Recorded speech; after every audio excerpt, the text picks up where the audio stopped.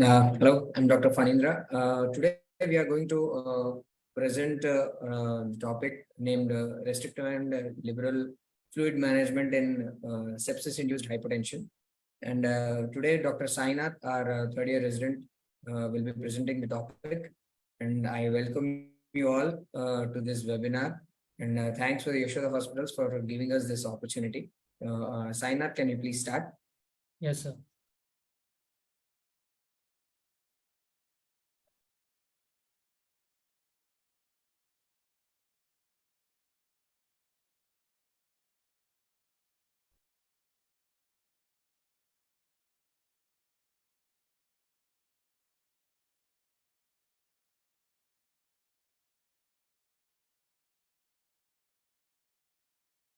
Good evening, everyone. I'm Dr. Sainath, third-year student, emergency medicine. Today, I'm going to discuss about early restrictive or liberal fluid management in sepsis-induced hypertension patients. The objective for the CLOUDS trial are the crystalloid liberal or vasopressor early resuscitation in sepsis trial. It was designed to compare the effects of an early restrictive fluid strategy with the early use of vasopressors versus liberal fluid strategy with regards to 90-day mortality for patients with sepsis-induced hypertension patients.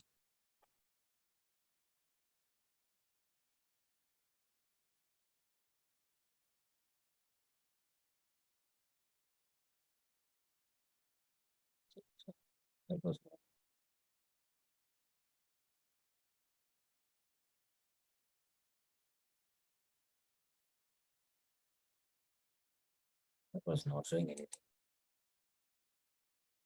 I'll do one thing. I'll share the screen. Okay, sir.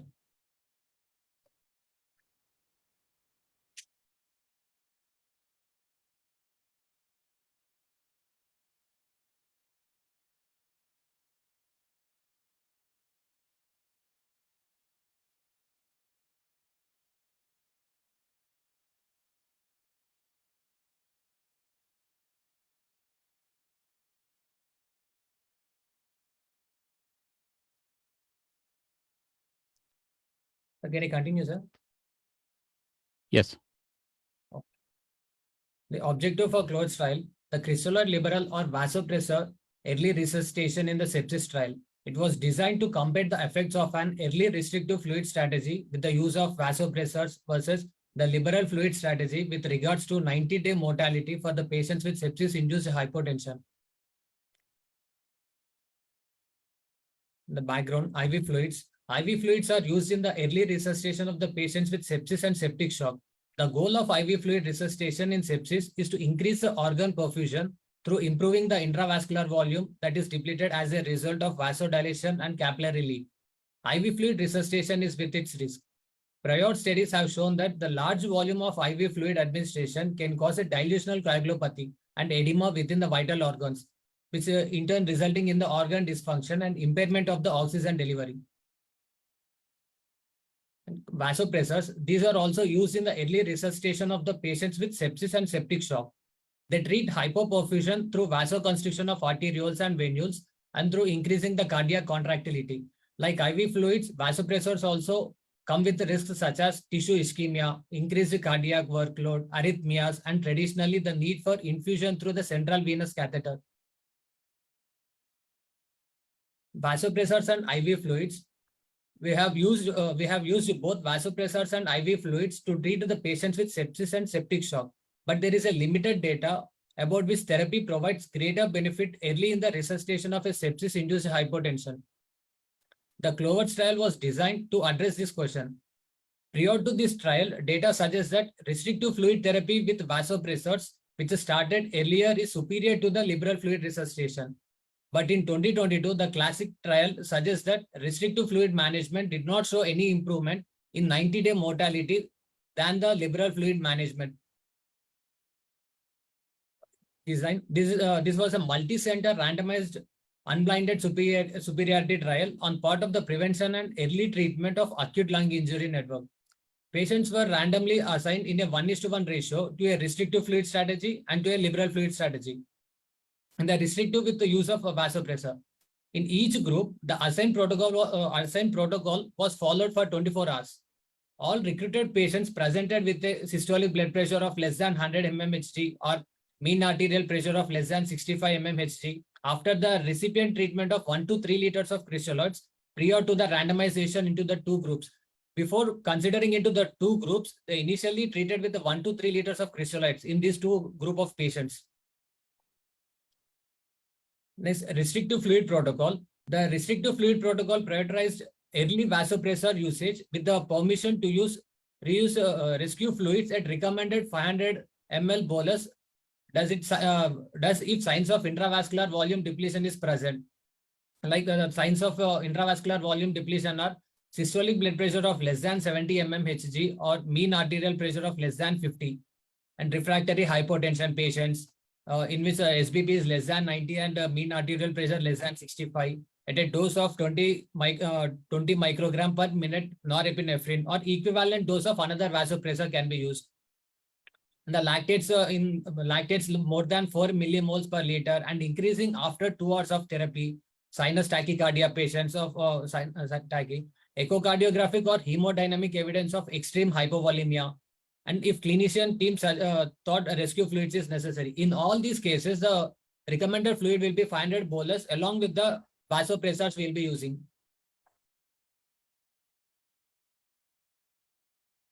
The protocol for restrictive fluid group, which will be followed for 24 hours, are systolic blood pressure of less than 100 mmHg or MAP less than 65 after receiving initially 1 to 3 liters of crystalloids. After giving 1 to 3 liters of crystalloids, and in patients who are having systolic blood pressure less than 100 and MAP of less than 65, we'll be starting with the restrictive fluid protocol.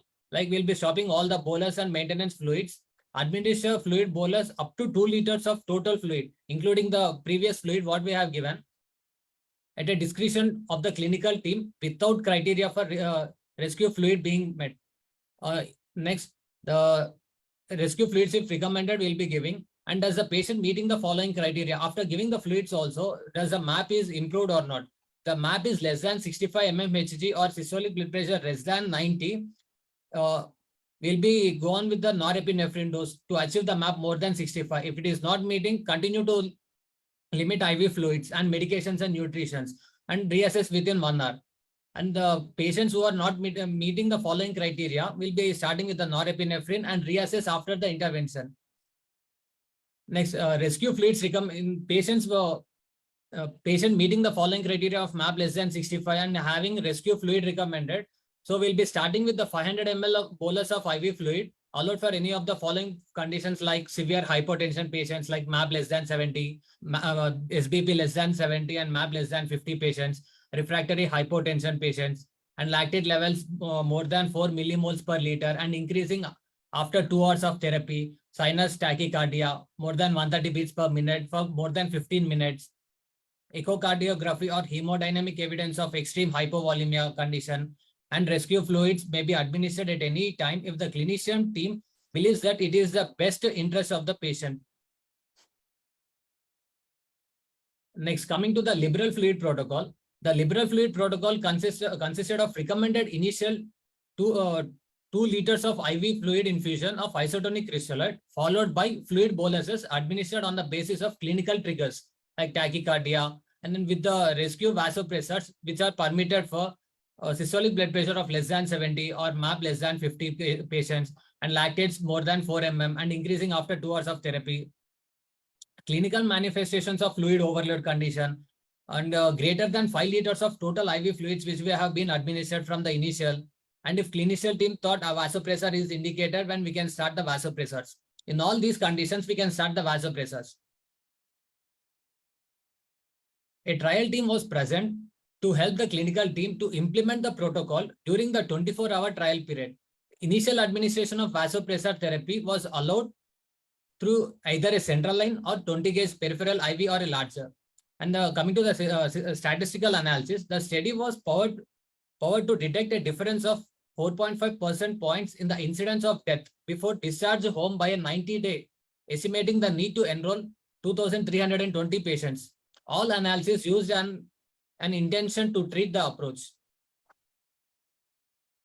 Inclusion criteria and exclusion criteria are Inclusion criteria of this trial are adults patient more than 18 years of old age with a suspected or confirmed infection defined as a administration or planned administration of any antibiotics, and sepsis-induced hypotension patients is systolic blood pressure of less than 100 after receiving 1000 ml of IV fluid also. These are all the inclusion criteria. And coming to the exclusion criteria, more than 4 hours since meeting criteria for hypotension, refractory to at least 1 liter of fluid, and more than 24 hours since presentation at hospital, previous recipient of more than 3 liters of IV fluid, including the pre-hospital fluid administration, and the presence of fluid overload conditions, presence of severe volume depletion from non-sepsis causes. In all these are the conditions for exclusion criteria.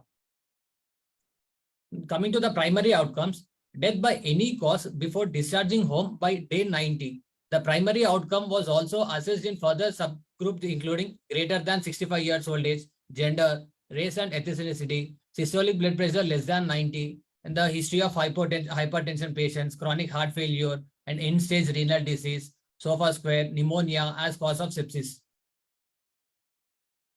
And coming to the secondary outcomes, 28-day measure of number of days free from the ventilator use, 20 days free from the renal replacement therapy, days from vasopressors, days out of the ICU, and days out of hospital. Systematically collected data on safety outcomes included initiation of mechanical ventilation, new onset atrial and ventricular arrhythmias, complications related to the peripheral and central venous catheter use. And the key results are a total of 1,563 patients were enrolled. 781 were assigned to the restrictive fluid group and 782 were assigned to the liberal fluid group. Patients in both groups had a similar baseline characteristics and the treatment before randomization. Like in the both cases, like a liberal and restrictive fluid, restriction of fluid trial, initial fluid administration will be given of 1 to 2 liters. After that, the trial has been done. The similar volume of IV fluid were given both randomization and with a median of 2050 ml for both groups before starting the trial. Vasopressors has been started at the time of randomization in 21% in the restrictive fluid group and 18% of the liberal fluid group.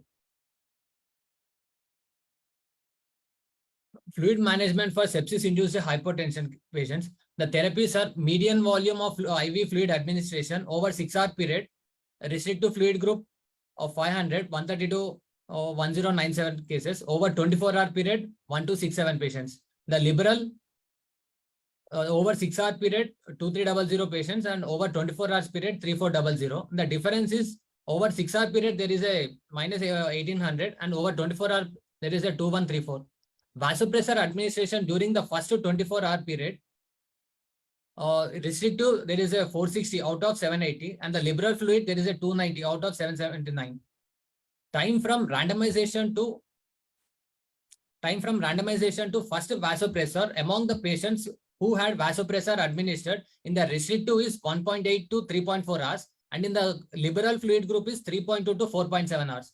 And the duration of vasopressor use during the first 24-hour period in the restrictive group are 9.6 hours, and in the liberal fluid group is 5.4 to 8.6 hours.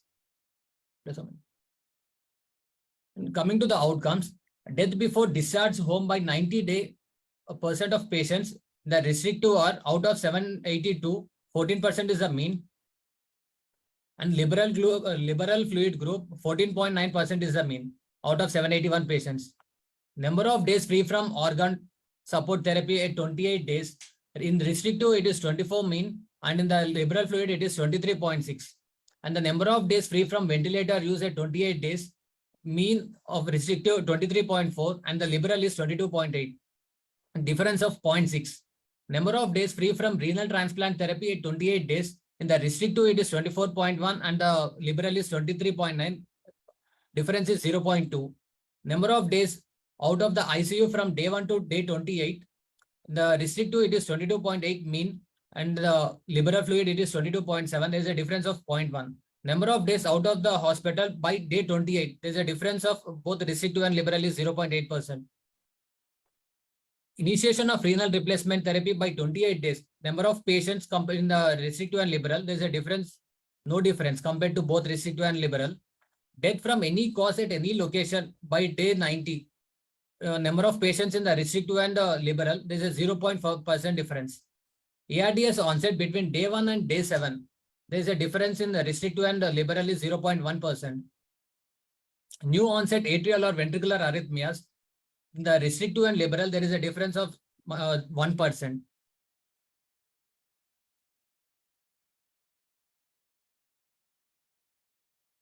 Coming to the conclusion, death before discharge home by day 90 occurred in 109 patients in the restrictive fluid group, 116 patients in the liberal fluid group.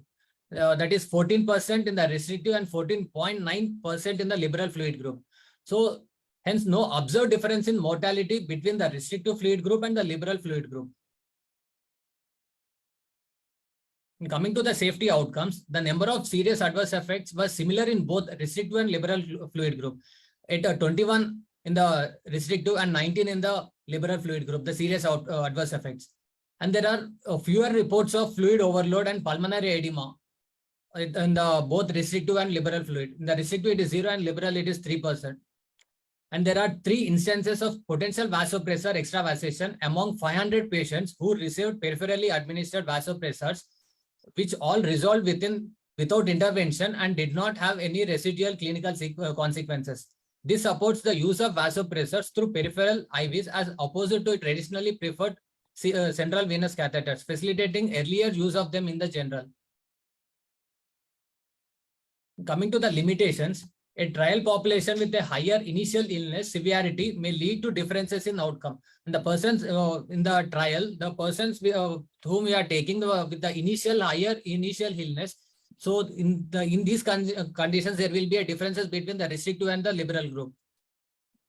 Overall, there was only a 15% mortality in this study, which is lower than what is typically seen in patients with a septic shock, which may limit to apply these results to a sicker patient population also. There are possibly further subgroups, such as patients with specific coexisting conditions or a specific sepsis phenotype that were not assessed, which could benefit from one of the 2 strategies.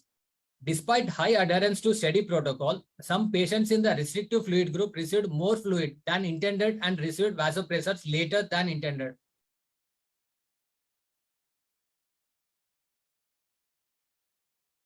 Some patients in the liberal fluid group received lower fluid volumes and earlier use of vasopressors than intended. Mean arterial blood pressure goals and the lactate levels were used to guide the fluid and vasopressor therapy in these both trials, which may not be generally applicable to all the patients as measures of organ perfusion. There was no group in which clinicians received no guidance on therapy. That is, there were no standard of care comparison group. The trial was unblinded and group assessments have been influenced the reporting of the adverse effects. The protocol duration was only up to 24 hours. It is possible that a longer treatment period may have shown the different results. All patients evaluated had early recognized sepsis-induced hypotension patients after the hospital presentation, and these findings may not be generalizable to patients recognized as having sepsis in later phases of their care. These are all the limitations. EM takeaway, sir. This trial did not show a significant difference in mortality in 90 days between the restrictive and the liberal fluid resuscitation approach for the sepsis-induced hypotension. This adds to a recent study, classic trials, supporting no difference of outcomes for either approach of the both the restrictive and the liberal. It may be equally safe to employ either strategy in a group of patients similar to those in this study. This study is particularly relevant to the ED-based resuscitation, as the majority of the patients presented through the emergency department, and the trial protocol was focused on the first 24 hours of resuscitation in the patients with sepsis-induced hypotension. So this study is applicable, or it is relevant to the ED because we are considering the people who are presented within the first 24 hours for the resuscitation in the sepsis-induced hypotension cases. The fluid resuscitation strategies remain a highly debated and complex topic. It is still possible that specific patients may benefit from the restrictive fluid resuscitation strategy.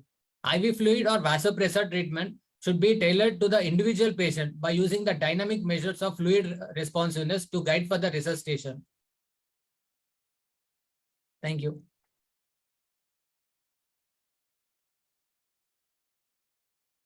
If anyone has any questions, they can post in the QA section or chat box.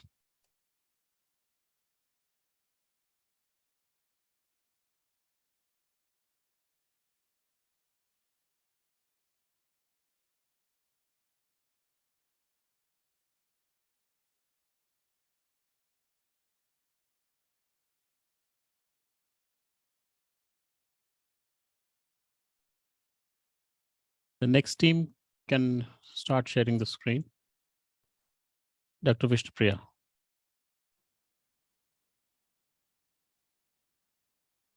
Dr. Vishnu Priya, can you sir. open the first slide? Open the first slide, ma. Hi, good Sir, evening, I'm all. opening. Dr. Dhilipan, working as a consultant in Kobe Medical Center.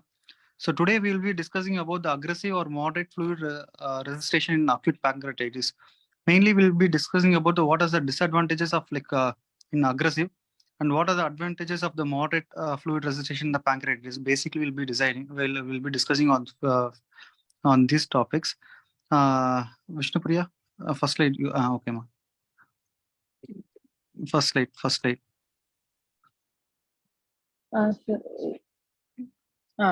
Okay, you can start Good the evening presentation. Sir. I'll start, sir. Yes. Can you hear Vishnu me? Priya, start. You start.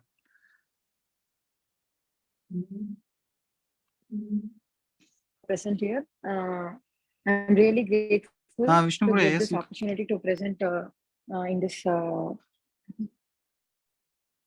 Hello. Yes, go ahead. Sir, there is some audible problem. Sir, is it audible? We are able to hear you. Okay, sir. I'll proceed, sir. So today my topic is about an aggressive or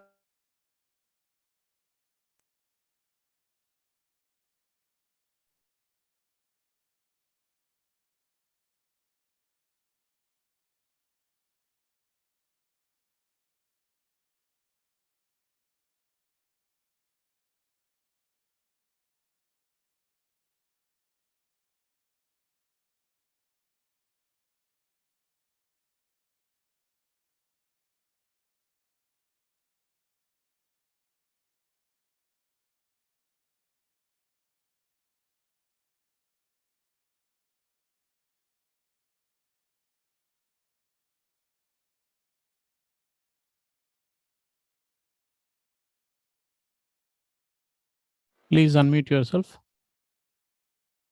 so there's some connectivity problem. I don't know. So 1 second, sir. Sharing is okay now, sir.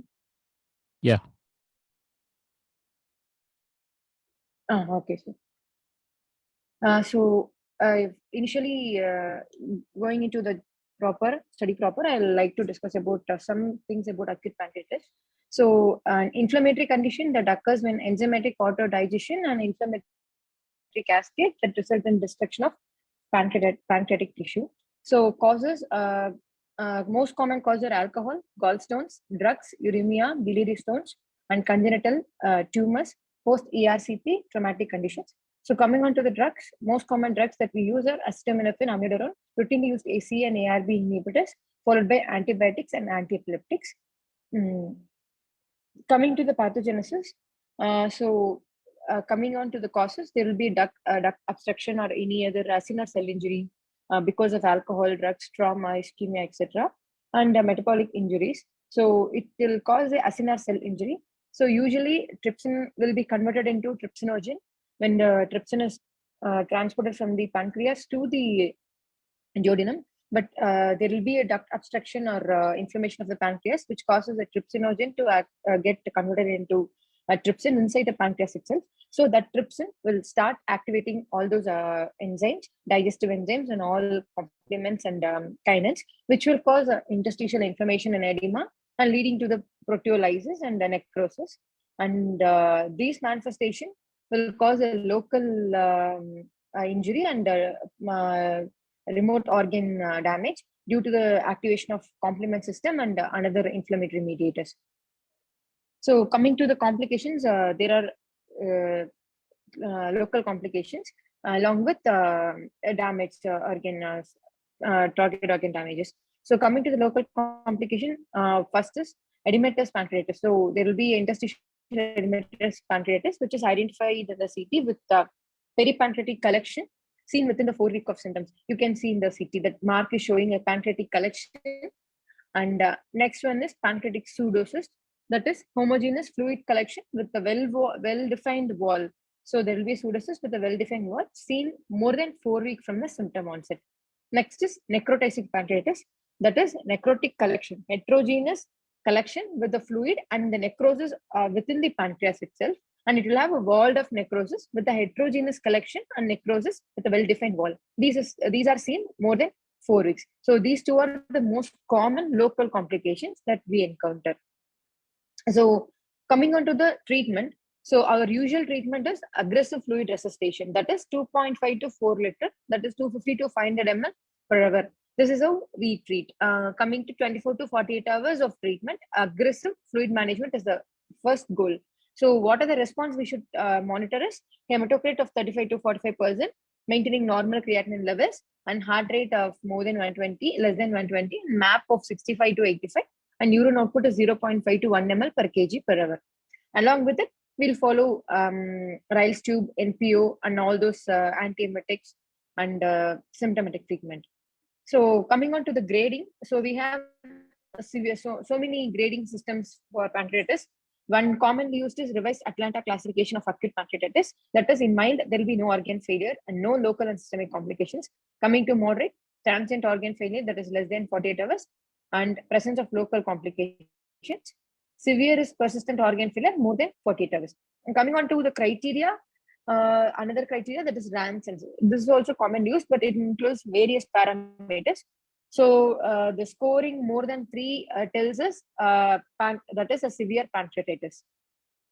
Coming on to my journal proper. So my journal is about aggressive or moderate fluid resuscitation in acute pancreatitis. This journal is published in New England Journal of Medicine. So published in the year of 2022. In the study was done in the hospital in Spain. So my objective is to compare the outcome between the aggressive versus moderate fluid resuscitation in acute pancreatitis. So what are the inclusion criteria that they have added? All the patients who presented to the emergency department within 24 hours after the pain onset, and the patient who diagnosed outside reaches the department within 8 hours and age more than 18 years. Exclusion criteria: the patient has had a severe disease at presentation itself, baseline heart failure, patient has a known chronic pancreatitis, decompensated chronic liver disease, chronic renal failure, hyper or hyponatremia, hyperkalemia. So study methodology, coming to the design, there is a multi-center trial. That is, they have enrolled patients at 18 centers across the 4 countries, India, Italy, Mexico, Spain. So they have concluded so many studies with the data only they have published. So this is a multi-center, and that is an open label trial, parallel group, randomized control 1. Period is from May 2020 to September 21. Sample size that they have taken is 744. Coming to the defining criteria, they've used the revised Atlanta classification. So 2 of following criteria, that is, they should have a typical abdominal pain, upper abdominal pain, that is epigastric region, the radiating pain, and serum amylase or lipase levels should be more than 3 times the upper limit of normal range, and the signs of acute pancreatitis on the image. Either 2 should be there. Coming to the procedure, they have randomly assigned the group into 1:1 ratio, to 1 in the moderate group and 1 in the aggressive resuscitation group. And all this is based on computer-based on randomization. So the randomization was stratified according to the presence and absence of baseline hypovolemia. So initial bolus was based on the presence of hypovolemia. Fluid resuscitation stopped once the patient had been able to tolerate oral feeding for 8 hours. So coming to the flowchart. So this randomization, there's 0 or patient had aggressive fluid resuscitation, that is bolus of 20 ml per kg, then infusion is followed by 3 ml per kg. In moderate group, received 1.5 ml per kg per hour, followed preceded by the bolus, that is 10 ml per kg, only if the patient has an hypovolemia. At the 3rd hour, if there is a suspicion of fluid overload, decrease or stop infusion. So 0 hour, next at 3rd hour. Here there is suspicion, we have to stop the infusion. Next, we are reassessing the patient at 12th hour, 24 hour, 48 hours, and 72 hours. So this is goal-directed therapy. That is, if the patient has had hypovolemia, give 20 ml bolus followed by 3 ml per kg per hour, and additional boluses can be given in case of urine output is less than 0.5 ml per kg per hour, or systolic blood pressure is less than 90 mmHg. Now, coming to the normovolemic patients, infusion is 1.5 ml per kg per hour. Infusion is stopped after 48 hours if oral feeding is tolerated for more than 8 hours. If suspicion of fluid overload is there, stop or decrease the infusion. Infusion stopped after 48 hours if the oral feeding is tolerated. Coming to this group, in the case of hypovolemia, bolus is 10 ml per kg followed by 1.5 ml. So the same thing, if the patient had a less urine output or BP is less than 90, we can additionally give 10 ml bolus and starting on infusion. So here, the oral feeding is continued after 20 hours. In aggressive, it is 48. Here it is 20 hours. So coming on the outcome, they have divided into primary and secondary outcome. So primary outcome is development of moderate or severe acute pancreatitis based on the revised Atlanta criteria, that is local complications and exacerbation of any pre-existing condition.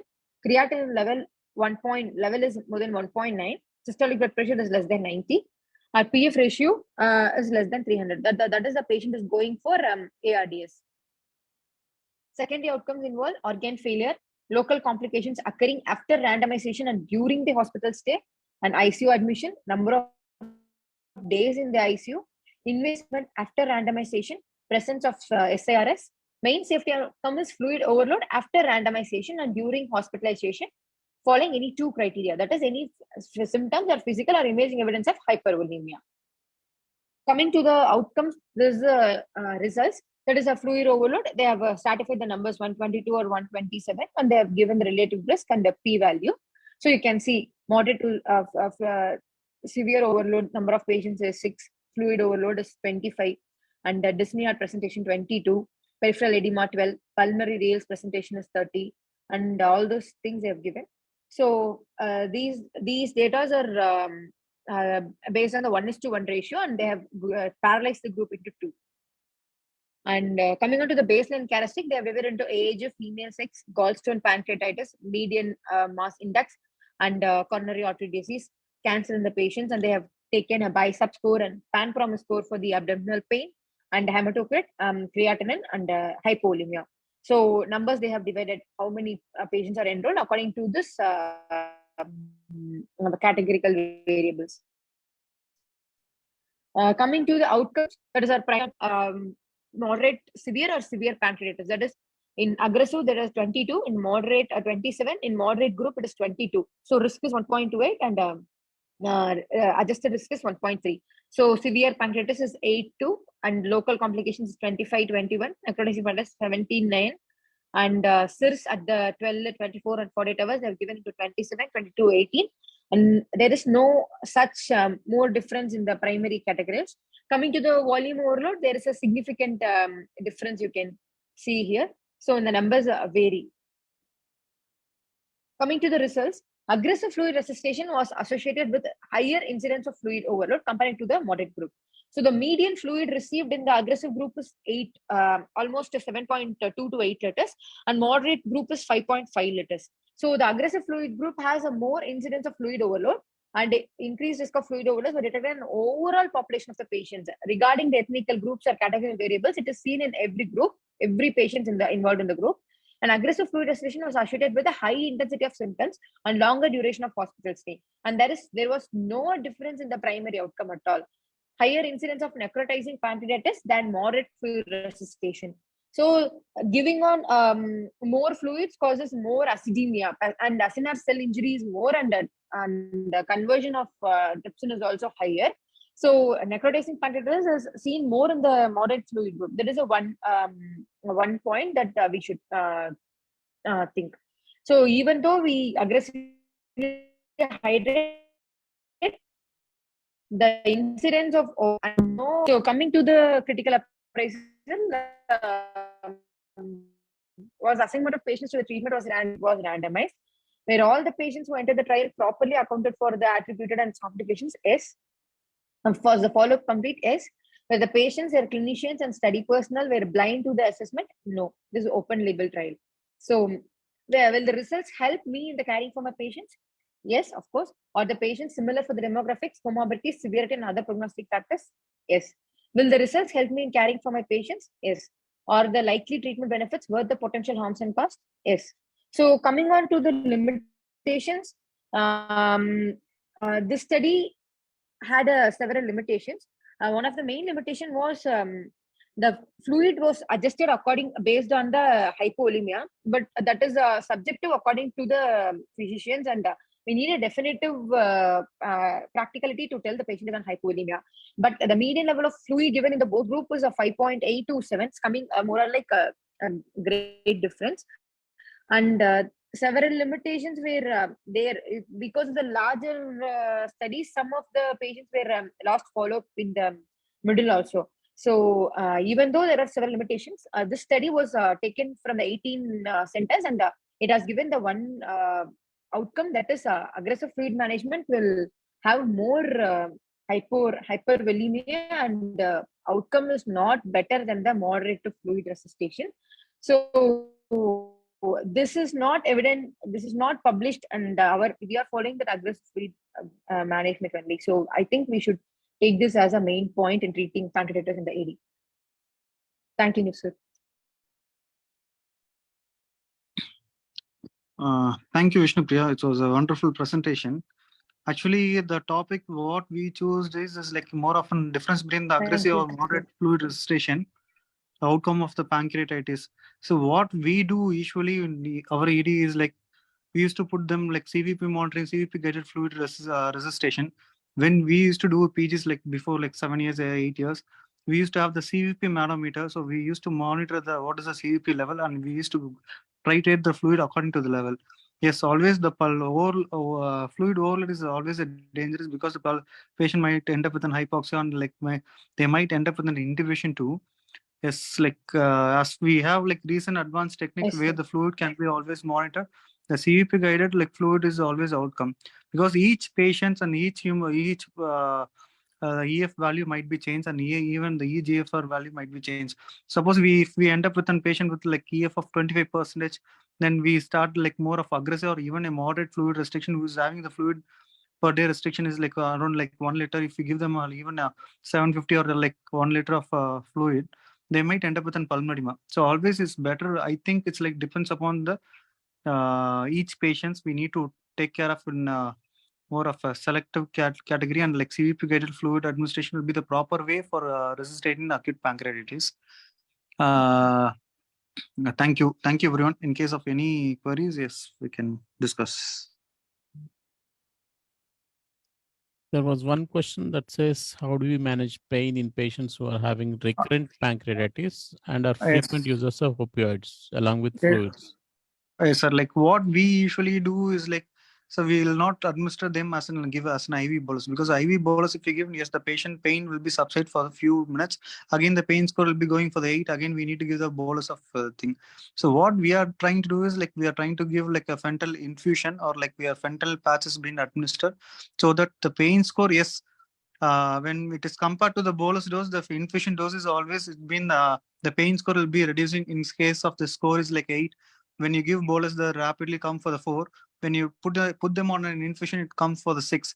But what we do is like even like we feel it is like more, rather than giving bolus the infusion dose like 6, if you maintain the pain score of 6 is like more than enough. Because in case of bolus, the patient is going for, some people might go for the respiratory depression. Even the patient with an OSA component, they might end up with a respiratory failure too. So fentanyl infusion with a low dose of maintaining the pain score of like 5 to 6/10 is like, I think, an ideal way to manage the patient in acute pancreatitis, rather than keeping a goal to bring the pain score for 2/10 or 0/10. I think it's not. I think it will be very difficult to manage them. Sir.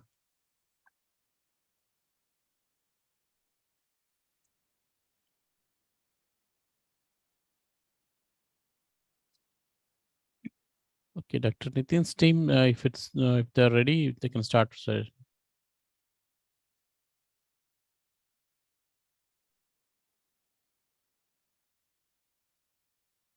Sure. Dr. Prachi will just share the screen and start.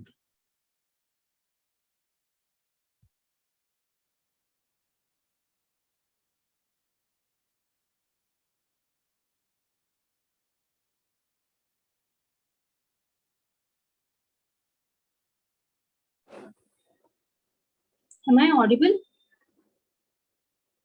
Hello? Yes. Yes, you are, Prachi. Yes. Yeah.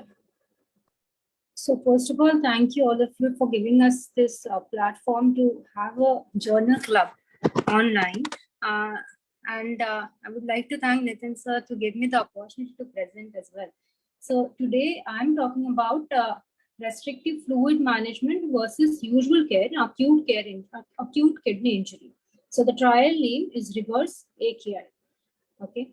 So in this trial, there was a proposed hypothesis that restrictive fluid management regime would lead to lower cumulative fluid balance at 72 hours post-randomization. So what is cumulative fluid balance is basically how much fluid intake given the minus output divided by the body weight. So at the 72 hours, they have calculated, and that's how they are looking at the outcome of the study. So how they have designed the study, this is an investigator-initiated study. This has happened at multiple centers and in the multiple regions. Like you can see, this has happened in Europe and Australia. So total 7 ICUs, 5 in Europe, 2 in Australia. So this has happened in 2 different countries and 7 different ICUs. Definitely, this is an unblinded study because the patient and the clinicians were not blinded, but the statistician who was conducting the data analysis, that person was remained blinded. This was a randomized controlled trial, and the time period for this trial per se was October 2017 to January 2020. So it's a trial comparing restrictive fluid management regime to the usual care, what we do in a normal AKI patient in an ICU setting or in ER setting. So to begin with, I would like to go ahead with the FICO. So the patients included in this trial was ICU patients with AKI. The intervention done was giving the restrictive fluid management regime. We would discuss about each one of this in detail as we go ahead. And the comparison group was the usual care of AKI, and the outcome, what they were looking at, the primary one was a cumulative fluid balance at 72 hours post-randomization. So looking at the patients, first the inclusion criteria for this trial was age should be more than equal to 18. Patient should be admitted to CCU with arterial line. That was mandatory. Then CCU stay at least of 12 hours, but not more than 72 hours. AKI patients, but who were not receiving RRT prior. And the hypovolemic state of the patient, like judged by the treating clinician. So the patient should not be hypovolemic at the beginning. That was the inclusion criteria.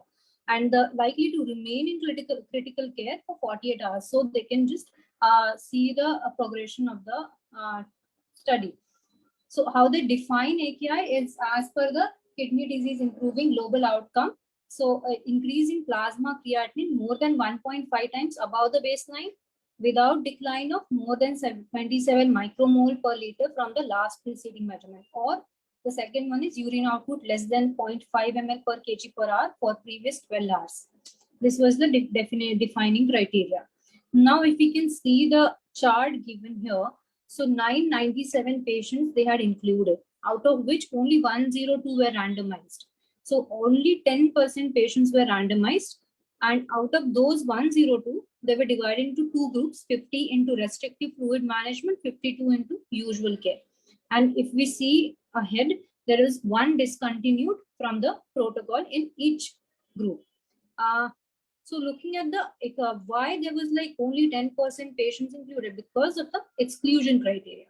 So if you can see the first one, 227, almost a 1/4 of patients were excluded because of the intravascular hypovolemic state. This was judged by the clinician. Second quarter was basically excluded because they were not likely to remain in the ICU for 48 hours after randomization. Then other big chunk of the patients were excluded because they were chronic RRT patients, or they might need RRT because of the intoxication. Second, one more thing was hyperkalemia, hyponatremia, hyperkalemia, or if there is any underlying kidney parenchymal disease like glomerulonephritis, nephrotic syndrome, any of these, if there is an underlying, those patients were excluded from the trial. The needed for extracorporeal membrane oxygenation again was excluded. Pregnant lactating women excluded, and the lack of consent in other ones. So if we can see from this chart, the exclusion criteria was huge. Okay, let's move on to the characteristics. What the patient's characteristics they have taken in both the groups. If we can see here, the characteristics, if we see the numbers and compare, there is no much difference in the group. Like median age of 71 in restrictive, 64.5 in usual care.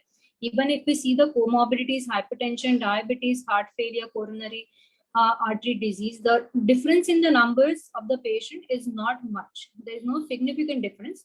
They've tried to maintain that balance very well in this trial, going ahead with the intervention. So the aim of the trial was to keep the negative fluid balance on the days following the randomization. So how they wanted to do the intervention in the restrictive fluid management? First was restricting total daily fluid input only by the medications, then the nutrition. Nutrition can be enteral or parenteral, and the blood products if required. Only these things were they were including in the fluid input. Now, use of maintenance IV fluids. If the enteral nutrition is not tolerated or parenteral nutrition is contraindicated, only in those cases the maintenance fluid was used. I forgot to mention, I think in exclusion criteria, there was one more point where if the patient is requiring maintenance fluid, those patients were also excluded, like patients of DKA or burn. So they might need maintenance fluid, so they were excluded from this criteria, from this trial. Now coming to third point, the fluid bolus therapy could be given as clinically required.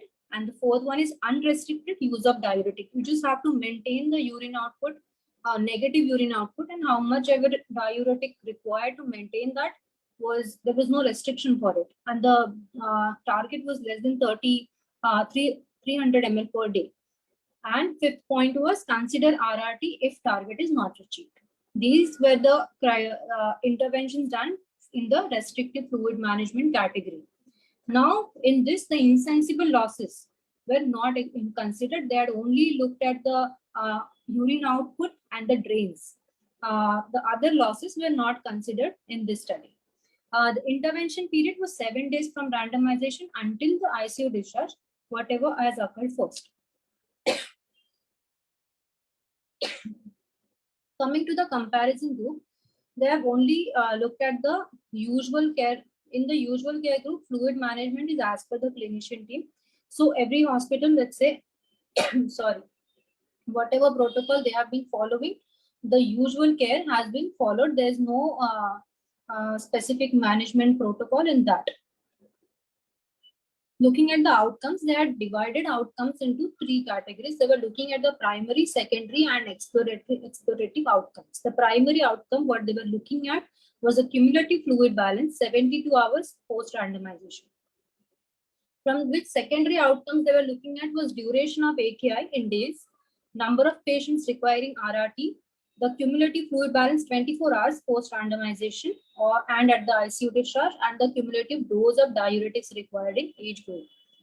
Then the explorative outcomes they were looking at was days free of mechanical ventilation and alive at 14 days, or days free of vasopressor, days free of ICU, days free of RRT, and 90-day mortality.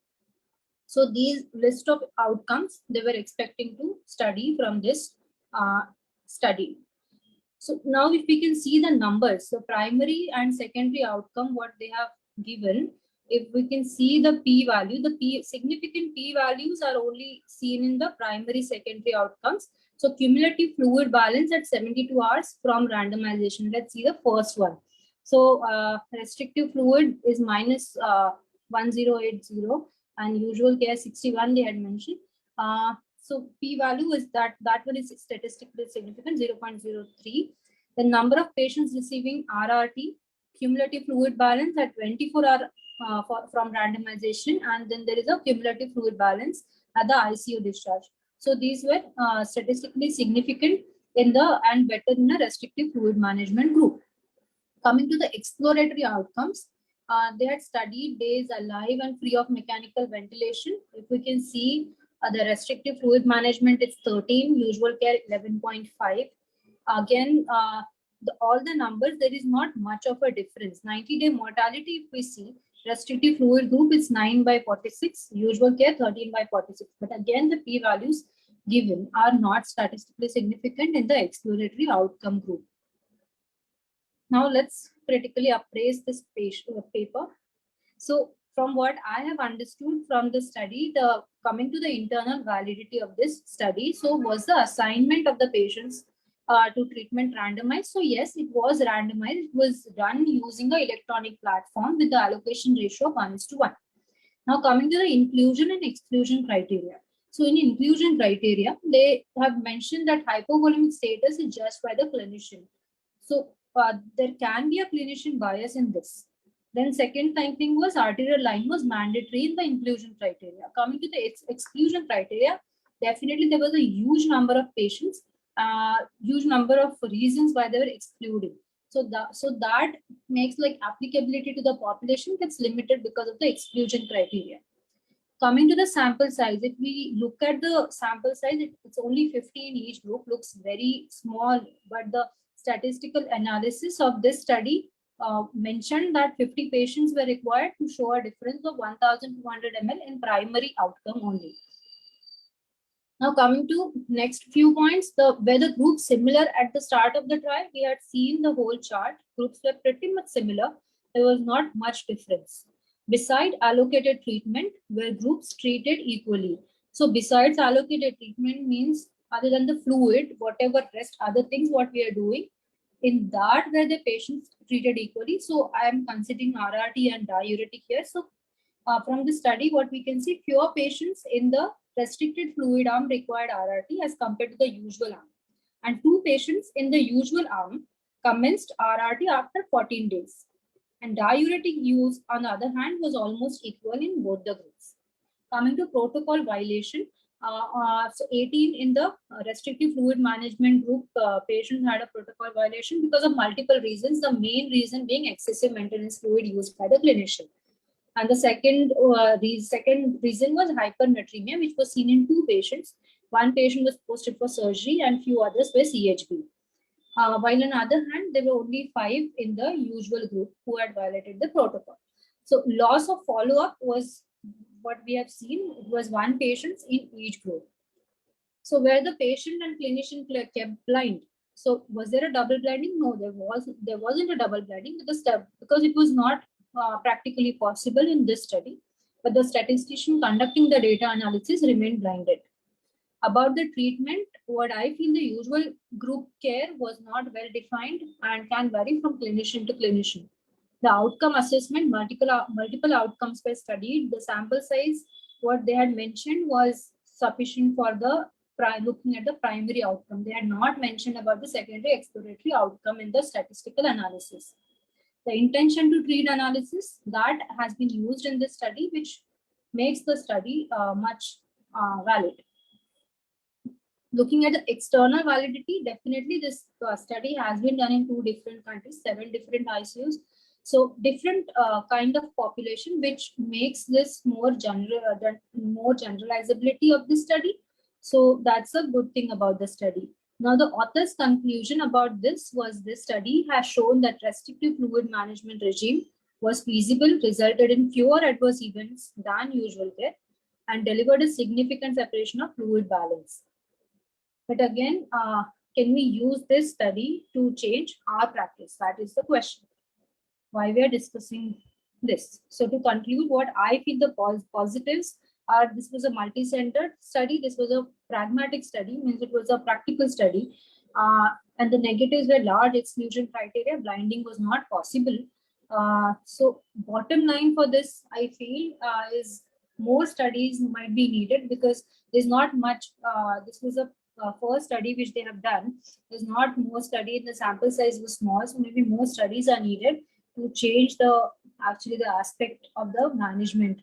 But definitely there seems to be a trend towards the careful fluid administration in the patients with AKI with no previous kidney disease. Thank you.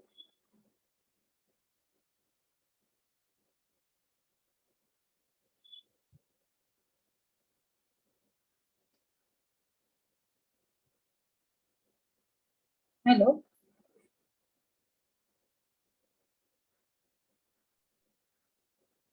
Yeah. Oh. If anyone has any questions, they can post.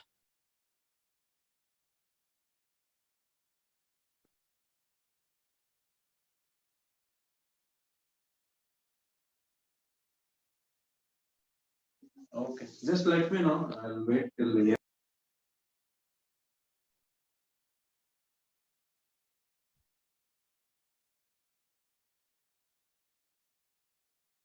How to eliminate the clinician bias?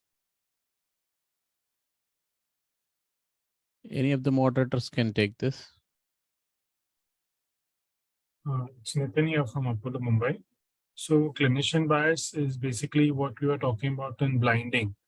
So it will only be possible when both arms or the control and the intervention group get the same care and the clinician doesn't know whether they're actually giving a drug or giving a placebo.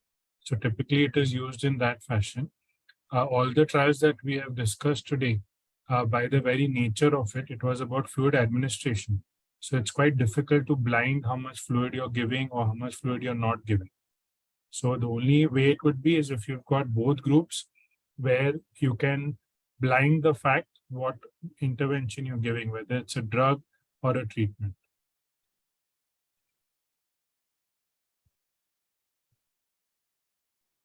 Okay, thank you, sir.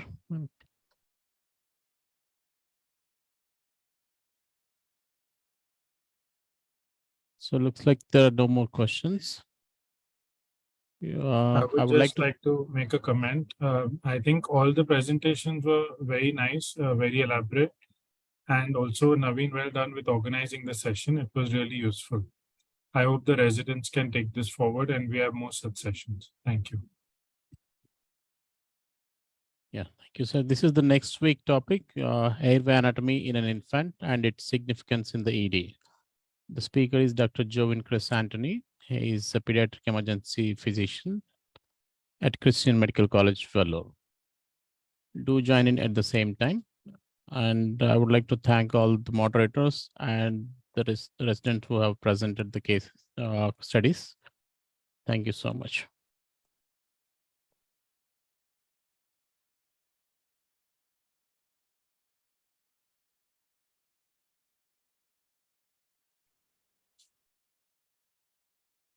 Pawan, you can end it.